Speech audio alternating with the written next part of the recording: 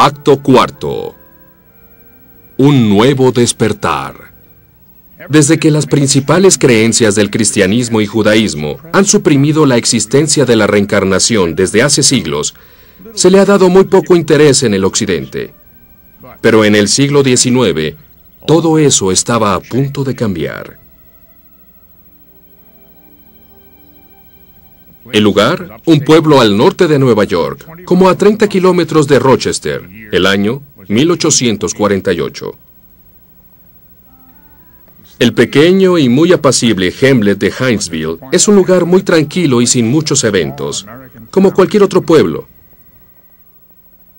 Pero sin embargo, en el hogar de John y Margaret Fox y sus hijas Kate y Margaret, una serie de eventos extraños comenzaron.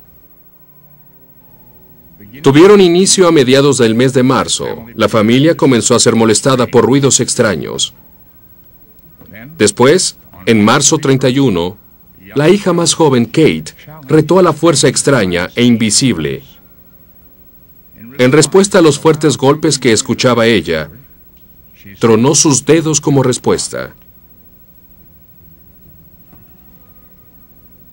En las noches posteriores, ella y la misteriosa entidad crearon una forma de comunicación. Después, la otra hija, Margaret, comenzó a hacerle preguntas a la fuerza misteriosa. Si tu respuesta es sí, toca 2 veces, dijo ella. Si es no, toca solo una vez.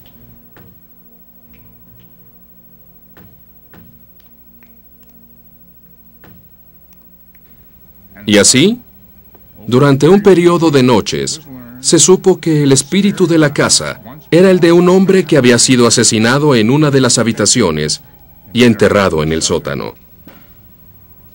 Cuando escarbaron en el piso del sótano, encontraron los restos de un esqueleto humano que había sido enterrado ahí. Confirmando la historia, aunque nunca se encontró al asesino y el caso jamás fue resuelto, lo que este incidente provocó fue revivir la creencia de que el alma sigue viviendo aún después de la muerte, una pieza fundamental en la creencia en la reencarnación. De pronto, el espiritualismo y el poder comunicarse con las almas fue muy popular.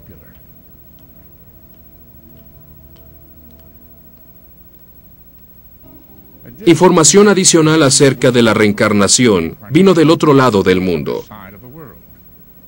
En Rusia, la hija de un coronel, Elena Hahn, nacida en Ucrania en 1831. Ella, más que ninguna otra persona, desafió la forma convencional de ver que el alma no reencarna otra vez después de la muerte. Ella nació, como dicen sus familiares, con un aire de misterio que la rodeaba. Ella hablaba la mayoría del tiempo de cosas con sus padres que eran misteriosas para la familia. Ellos no sabían de qué estaba hablando y hablaba de aventuras que había tenido, pero todos sabían que eso no había sucedido, pero lo decía con tanta convicción que para ella eso era muy real.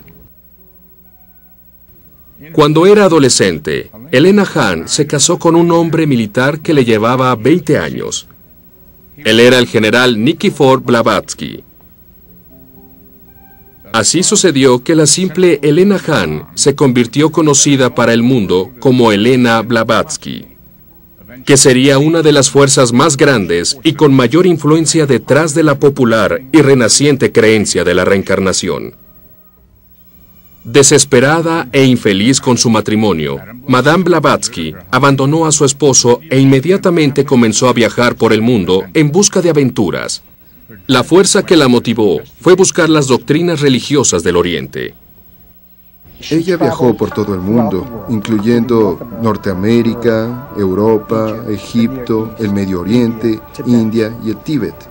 El propósito de sus viajes era encontrar la sabiduría, la antigua sabiduría, y lo que hizo fue coleccionar esta sabiduría que estudió en libros y otros lugares y la sintetizó para enseñar lo que ella llamaba la doctrina secreta o la sabiduría de los años.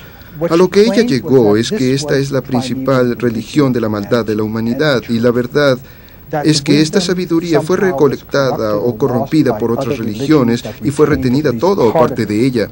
Y su intención fue redescubrir lo que esta verdad era.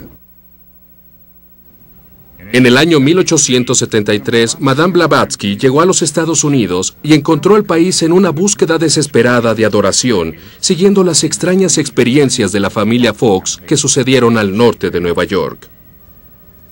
Ansiosa por compartir las experiencias que había vivido en Egipto, India y el Tíbet, y ofrecer información de cómo esas culturas creían en la reencarnación, Madame Blavatsky acudió a una junta espiritualista que se llevó a cabo en una granja cerca de Chipmington, en Vermont.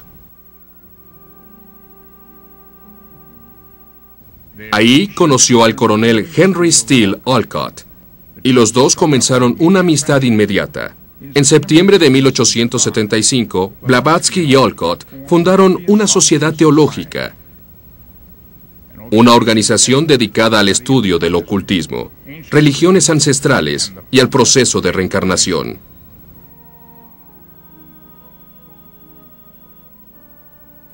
Madame Blavatsky fue una prolífica escritora, expandiendo su creencia en la reencarnación con obras monumentales tales como La Doctrina Secreta e Isis al Descubierto.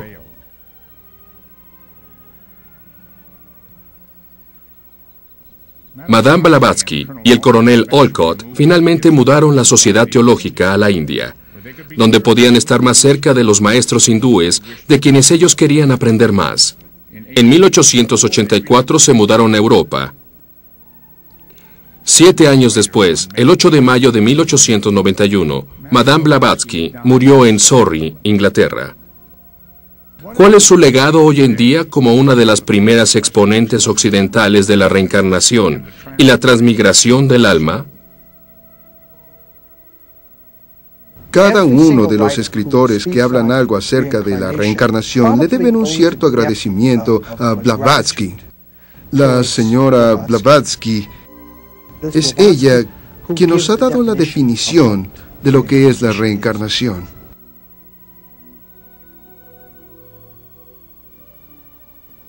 Al regresar, tenemos una extraña historia de una reencarnación, donde una moderna ama de casa asombra al mundo, contándonos vivamente cómo era su vida en otro país, siglos atrás.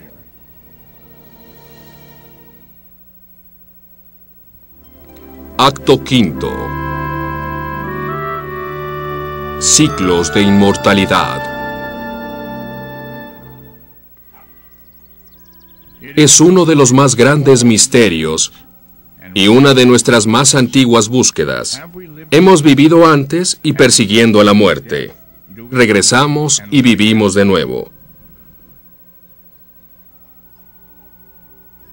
Uno de los casos más extraordinarios, donde se recuerda la vida anterior, tomó al mundo por sorpresa en los años 50. Hombre de negocios de Colorado e hipnotista aficionado, Maury Bernstein era muy popular entre sus amigos y asociados por poner a la gente en estado de trance y sueño ligero, donde él aprovechaba para hacer que ellos recordaran lo que habían hecho en el pasado de sus vidas y a veces llegaba hasta su infancia. Pero un día en el año 1952, él no esperaba que en una de esas sesiones, Virginia Tighe iba a describir gráficamente incidentes de su vida anterior. Cuando sucedió que esta ama de casa de 29 años, madre de 3 hijos, pudo recordar su reencarnación pasada, Bernstein la identificó con el nombre de Ruth Simmons para proteger su identidad y evitar que fuera cedida por la curiosidad de la prensa. Bajo hipnosis, la mujer se identificó como Bridie Murphy, nacida en la ciudad de Cork, en Irlanda, en el año 1798. Estas son las grabaciones reales hechas durante sus sesiones de hipnotismo. ¿Cuál es su nombre? Bridie. ¿Y por qué le dieron ese nombre? Porque así se llamaba mi abuela, Bridget Bridie. Ajá. ¿Y siempre ha vivido en Cork? No, vivía en Belfast. ¿Vivía en Belfast? ¿Cuál es el nombre de su pastor? ¿Lo recuerda? ¿Cuál es el nombre? Padre John. Padre John. En las sesiones de hipnotismo, la voz de Brady refleja un marcado acento irlandés. Y aunque nunca había viajado fuera de los Estados Unidos, ella recuerda detalles de su casa en Irlanda, de su familia y el pueblo donde solía vivir. Cuando los periodistas investigaron el área descrita por Brady, encontraron que las descripciones que había dado eran perfectamente correctas. Tiendas y calles eran justo como ella las había descrito. Como muchas personas comparten el nombre de Murphy en Irlanda, era más que imposible localizar documentos de ella y de su familia. Era todo una farsa, o como muchos creen en realidad, ¿Virginia Tighe recordó su vida pasada de hace más de 2 siglos atrás? Abrazo a mi hermano. Estoy buscando a mamá, pero no la encuentro. Hoy, en algunos círculos científicos, técnicas conocidas como regresiones a las vidas pasadas son reconocidas como legítimas y forman un gran campo de investigación reconocido. Creo que la gran lección de todas mis investigaciones y estudios es que no morimos cuando nuestro cuerpo físico muere.